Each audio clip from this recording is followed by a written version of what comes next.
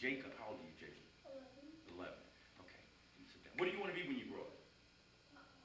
Correctional. A who? Correctional. Okay. Good. Maybe we can use him. Are you his mom? Stepmother? Okay. Well, I asked him to stand up for a specific reason because I could leave here today and I could go home and I could make an anonymous phone call and say that you're abusing your kids and I would put you through a living hell. Your life would change from that moment on, whether you're guilty or whether you're innocent. And those of us who don't realize that this is a fact, we need to stop and listen to forums of this nature. The things that Derek has brought out and the things that Carol has brought out, this is all fact. And not only would her life begin a living hell, but she would start to spend all of her money to get her kid out of the system or to prove herself innocent because she's guilty simply because the allegations have been made. As I said, this room should be filled. There should be nothing but standing room only. But the problem with this is that most people don't realize that this takes place until they get that knock at the door. We have a document called Title IV, which is the Social Security Administration, yes, your tax dollars at work, that funds several different things, but two in particular.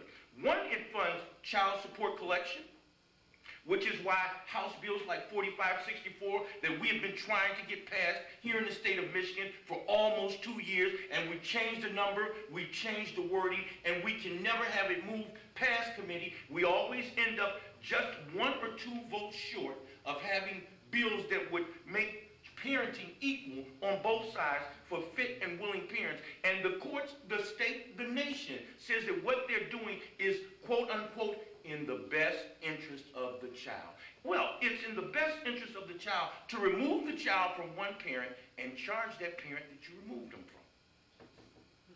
We say, well, Derek says, well, I'd like to, I couldn't pay child support, or they put child support. A lot of people like to say you need to step up to the plate and take care of your obligation. Well, I want to give you a quote right now that you can take to the grave and carry on, and that is, child support is what you do when your kids are with you. That's tucking your kids in bed at night. That's watching TV with them. That's eating pizza. That's them falling asleep in your lap. That's going to the beach. That's riding bicycles. It's going on vacation. All of those things cost money. But what's important is not how much they cost. The fact that your relationship with your child remains intact and gets stronger day by day in the best interest of the child. Do you mean to tell me that our courts in this state and across this nation has your children's best interest at heart more so than their parents? I beg to differ. Why do we do this? Well, for one, because it is so profitable for the states to collect child support. Why we denigrate one parent and ostracize them from a relationship with their children. Not only do we denigrate that parent, we denigrate grandparents, we denigrate aunts, we denigrate uncles, we denigrate cousins, we denigrate the whole side of the family, that we reduced one parent to 3 days a month. I've written a book called Cheated, and it just came out this May. It's a documented account of parental alienation. Why did I write this book? Because I spent 16, 17 years working 2 full-time jobs, paying child support, and even with a joint custody agreement that the courts gave me, the courts took my visitation and gave me 1.5 days every 2 weeks. So I, in fact, spent the first 17 years, 18 years of my children's lives with them 3 days out of the month. And to step up and take care of my obligation, I worked 2 full-time jobs. The courts were never after me because I was behind in child support, because it was there. But I had knocked on the door to pick my children up. Even those 3 days, I would have to take my court orders and the police to get my children out of the house. Did the courts assist me? No, they didn't. You know why? Because the child support payment was coming in on a regular basis, and they had no reason to intervene. Well, is it not important to intervene when we have destroyed the relationship between one parent and their children? This is a question that we can't seem to get answered in Lansing. We can't seem to get answered in Washington, D.C. We have Hillary Clinton who decided that it takes a village to raise a child. Well, yes, it does. But that old African adage did not mean the state. It meant the extended family. The village is the aunts, the uncles, the grandparents, the great-grandparents, those of which our children will never get to know if we continue to allow the state of Michigan and states across this country from destroying family relationships for profit. If we want to know why we have forums like this, it's simply because the state of Michigan is making money off your children. Every child, every grandchild is worth dollars to the state. And they're worth so much to the state until they will destroy you to get your children. There's an issue of medication.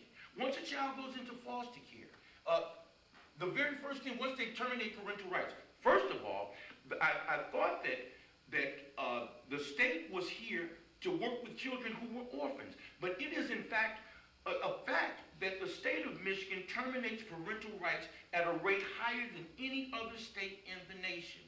The state of Michigan is manufacturing orphans. I have with me Miss Sally Borghese, I know she didn't know I was going to call her name, who has been fighting for 2 years to get her granddaughter out of the system. Now, they say that what they do with these children is in the best interest of the child, and their first order of business is family reunification. Well, if family reunification is the goal, why is grandmother being denied by the Supreme Court of taking her granddaughter home? They are at the point of terminating the parental rights of the child's mother. Well, that's fine.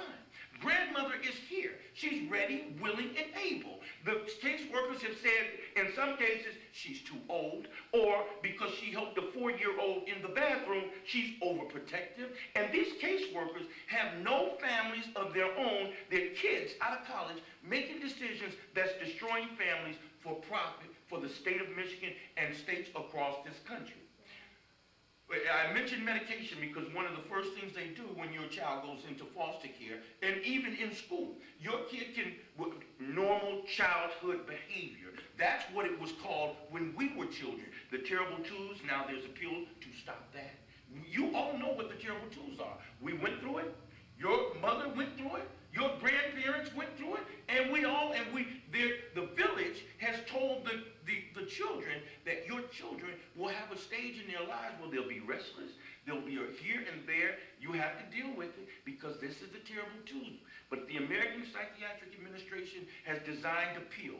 Why? Because every time they send those pills through the school system, they get paid. Every time the school system decides that there's a child who won't sit in his seat, they get paid. Well, let me give you a perfect example of what the medication issue will do. The diagnosis of ADHD and the drug Ritalin. 6 months ago, I buried my 20-year-old son who developed liver cancer from Ritalin because he was diagnosed at 7 years old of having ADHD. Now, he's gone, and the money that was going to be made by selling this medication to him has been made, and he's been thrown away. He doesn't matter to anybody else anymore. Now, I am just one example.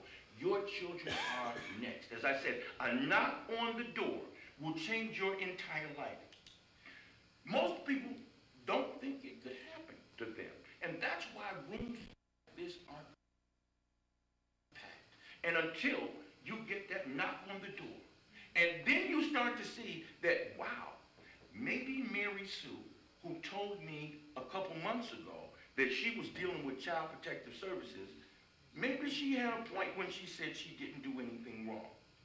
Maybe John Willie, who is in jail because he's fallen behind in child support, maybe it wasn't the child support that he fell behind that put him in jail, but maybe he couldn't pay it. Maybe he just wanted to have time with his kids.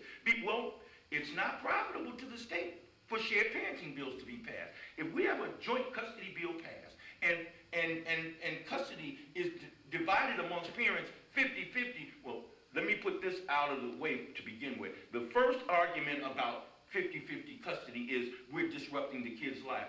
What the heck are they doing when they knock on your door and put your kids in foster care? I think that it's more of a settling aspect for children to go from one parent to the other, maintaining their relationships with both sides of their family, than to have children denigrated and one parent tossed in jail and children watching their parent being destroyed.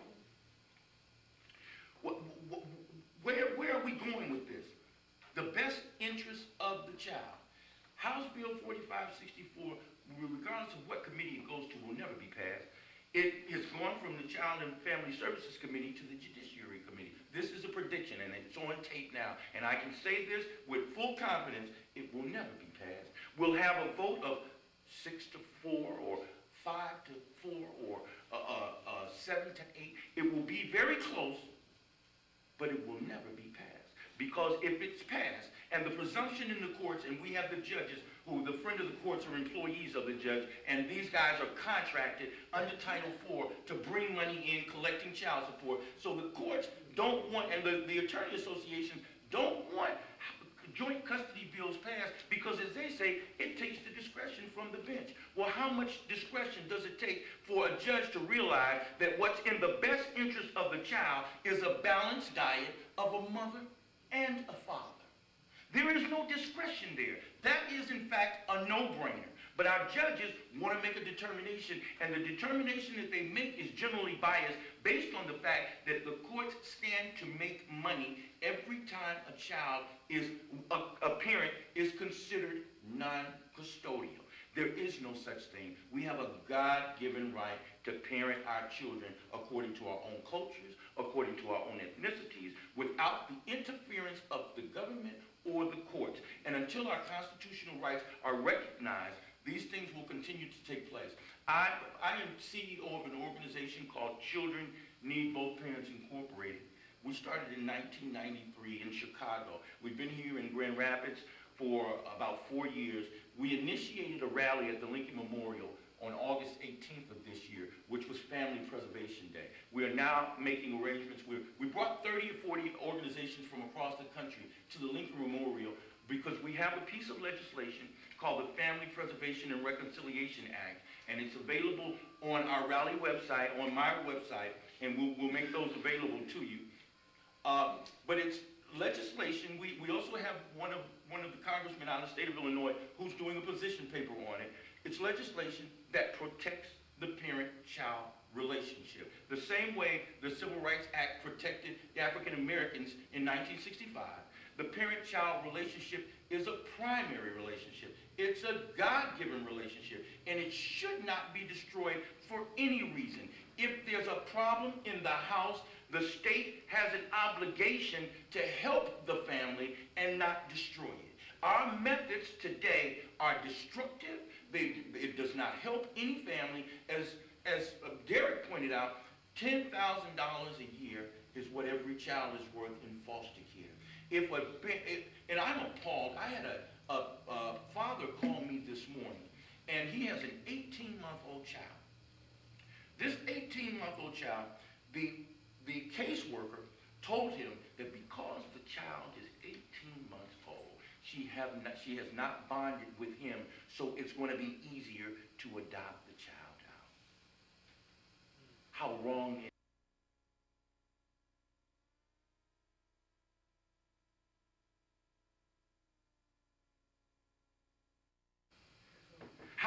we have gone to the place where we no longer respect family. We no longer respect relationships, and children are nothing more than puppies at the pet store. We're at the point that we are not far from manufacturing children and putting children up for sale. One of the things that you will find out if you were to research any of the things that I've done is that I am going straight to the point. There's no need in sugarcoating it. If we can't see where we're headed, we'll go in blindly. And that's why this room is not full, because we are headed into it blindly. The few that are affected are afraid to stand up because they're afraid of the retaliation from caseworkers. They're afraid of the FOC destroying them financially. I'm trying to figure out who the genius was who decided that if we jail a non-custodial parent for falling behind in child support, that it makes it easier to collect. Well, At that point, we make a non-custodial parent a felon, which makes, if he had a job, he's lost it sitting in jail. He's a felon now. He can't get a job because no one wants to hire a felon. And so he falls farther and farther behind, and he becomes a property of the state. And that's where we're all headed if we don't stop this now.